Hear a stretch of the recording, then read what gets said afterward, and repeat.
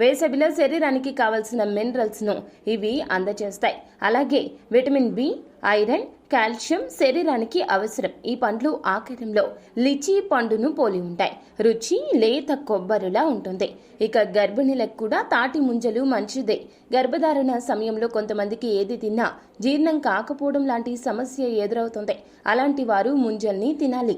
ఫలితంగా జీర్ణ వ్యవస్థ చురుగ్గా పనిచేస్తుంది.